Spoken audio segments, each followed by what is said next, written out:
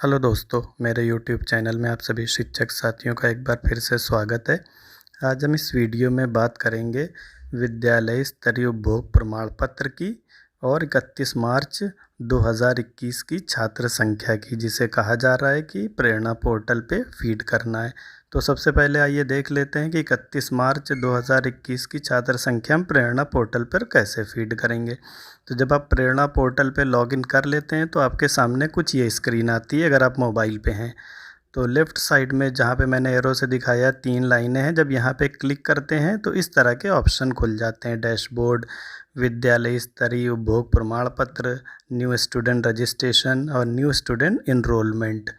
तो सबसे पहले हम समझेंगे न्यू स्टूडेंट इनरोलमेंट, यानी कि 31 मार्च 2021 की छात्र संख्या कैसे भरें। फिर इसके बाद हम समझेंगे विद्यालय स्तरीय उपभोग प्रमाण पत्र के बारे में। तो जैसे एरो से दिखाया गया, आप न्यू स्टूडेंट इनरोलमेंट पे क्लिक कर देंगे तो आपके सामने ये पेज आ जाएगा, जिसमें यही बताया जा रहा है कि मार्च के हिसाब से आपको ये छात्र संख्या देनी है 31 मार्च 2021 की।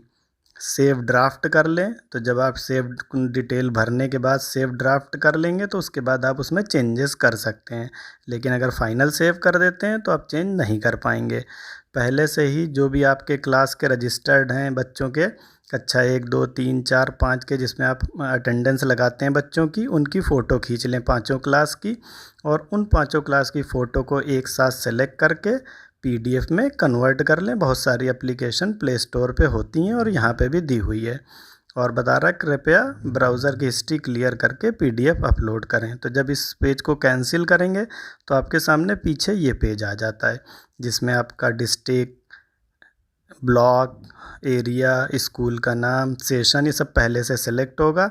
आपको सेलेक्ट करना है स्कूल कैटेगरी में कि स्कूल कैटेगरी क्या है, डिपार्टमेंट ऑफ एजुकेशन।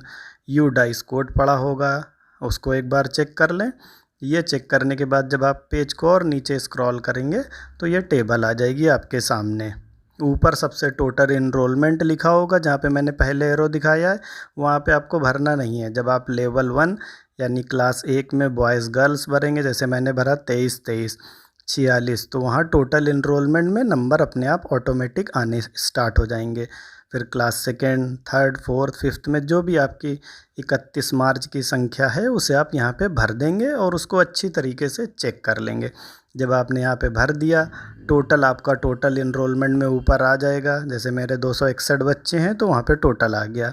उसके बाद आप नीचे जब पेज को देखेंगे तो आपको अटैचमेंट का ऑप्शन अभी नहीं दिखाई देगा कहीं पे भी, लेकिन जब आप ये जो लिखा हुआ है नीचे, जहाँ मैंने नीचे एरो से दिखाया जाता है प्रमाणित किया जाता है कि उपरोक्त विवरण वाली लाइन, जब आप यहाँ पे टिक लगाएंगे चेक बॉक्स में, जैसे ही आप टिक लगा देंगे, टिक लगाने के बाद आपके सामने अटैचमेंट आ जाएगा लिख के, और ओनली 5 MB कि जो अभी आपने रजिस्टर 5 क्लास के रजिस्टर की फ़ोटो ली है उनको PDF में कन्वर्ट किया है, अगर उसका साइज़ 5 MB से ज़्यादा है तो अपलोड नहीं होगी।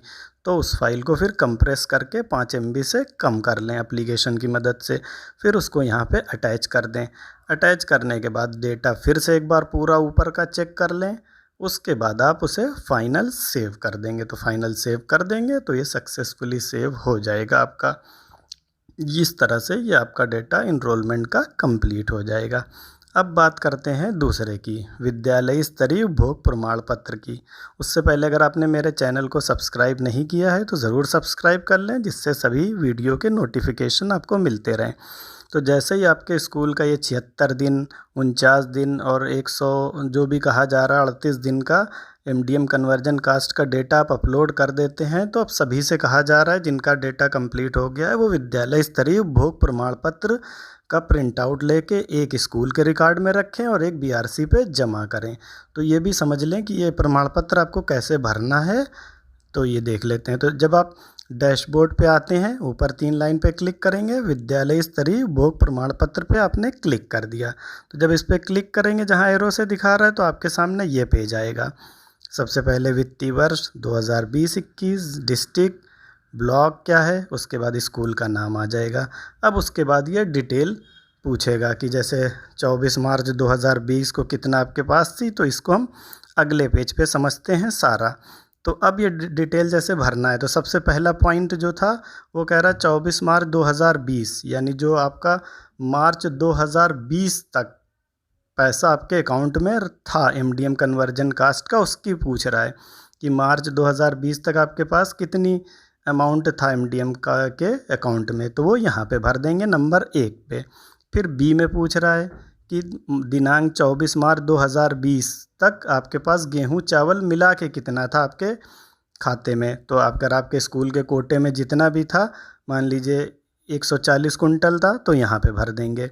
तीसरे में पूछ रहा है अब आपके कि आपको 2020-21 में कितना पैसा मिला एमडीएम के खाते में एमडीएम कन्वर्जन कास्ट का।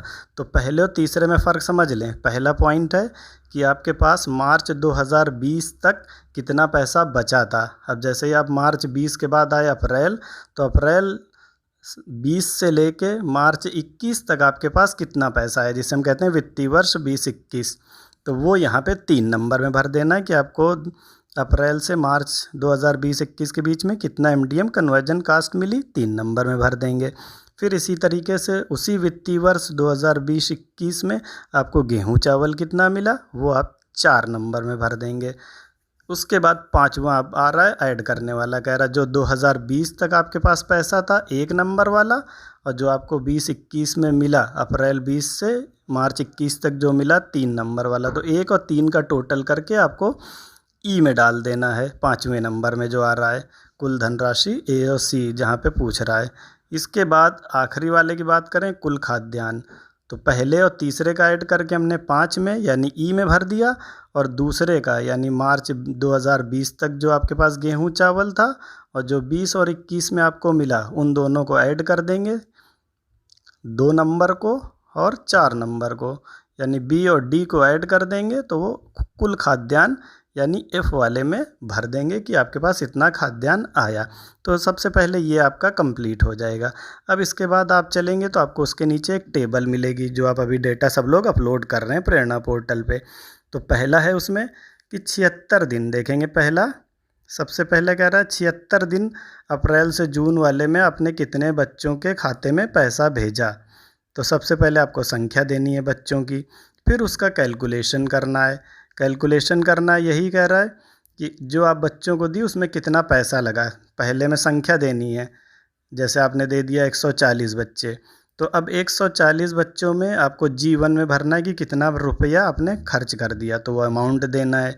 जितने भी 30, 40, 50 हज़ार रुपये गए तो जीवन में अमाउंट दे देंगे कि उनको इतना पैसा ट्रांसफ़र किया गया बैंक से। फिर उनको जो आपने खाद्यान्न वितरण किया, गेहूं चावल दिया, वो मिला के भरना है H1 में कि इतना गेहूं चावल 76 दिन वाले में मैंने बांट दिया। तो इस तरह से ये कंप्लीट हो जाएगा। फिर दूसरे राउंड में 49 दिन का बटा जुलाई अगस्त का, तो आपको फिर बताना है कि जुलाई अगस्त वाले राउंड में आपने कितने बच्चों को बांटा। फिर उसके बाद उसमें कितना पैसा खर्च हुआ G2 में, और H2 में कितना गेहूँ चावल खर्च हुआ। लास्ट 138 दिन वाले में आपने कितने बच्चों को बांटा, उसमें कितना पैसा खर्च हुआ G3 में भर देंगे, और उनमें कितना गेहूं चावल बट गया वो H3 में भर देंगे। तो इस तरह से ये टेबल आपकी कंप्लीट हो जाएगी। अब इसके बाद आपके सामने अगली टेबल ये आएगी। तो इस टेबल को जब आप देखेंगे तो इसमें पूछ रहा है जो आपका स्कूल खुला था बीच में मार्च के महीने में, उसमें आपने कितना एमडीएम में खर्चा किया। तो सबसे पहले बता रहा है कि 24 दिन प्राइमरी में खुला था, तो उन 24 दिनों में कितने बच्चों को एमडीएम मतलब खाना खिलाया गया, उसकी संख्या देनी है। उसमें कितना पैसा खर्च हुआ वो देना है आई वाले कॉलम में। आई वाला बता भी रहा है कि आपको क्या करना है, जो भी बच्चों की संख्या पहले में है उसे 4.97 से मल्टीप्लाई करके आपका आई आ जाएगा। कितना गेहूं चावल खर्च हुआ वो कह रहा है आप जो भी बच्चों की संख्या है उसे 100 से मल्टीप्लाई कर दें और उसको जे में भर दें। तो इस तरह से ये टेबल आपकी कंप्लीट हो जाएगी। इसके बाद 2 पॉइंट और बचेंगे। पूछ रहा है 31 मार्च 2021 के दिन, यानी जो आपका 20-21 फाइनेंशियल ईयर का अंत था, उस दिन आपके पास कितना एमडीएम के खाते में पैसा था। तो वो 6 नंबर में भर देना है, और 7 नंबर में भरना है कि जब 31 मार्च 2021 को फाइनेंशियल ईयर 20-21 ख़त्म हुआ तो उस समय आपके पास गेहूं चावल कुल कितना था। 7 नंबर में ये भर देंगे, और इसके बाद ये यहाँ पेज को सेव कर देंगे। सेव करने के बाद इसका प्रिंट आउट लेके BRC पे एक जमा करेंगे और एक अपने स्कूल के रिकॉर्ड में रख लेंगे। तो उम्मीद है कि इस वीडियो की हेल्प से आप ये उपभोग प्रमाण पत्र भर पाएंगे।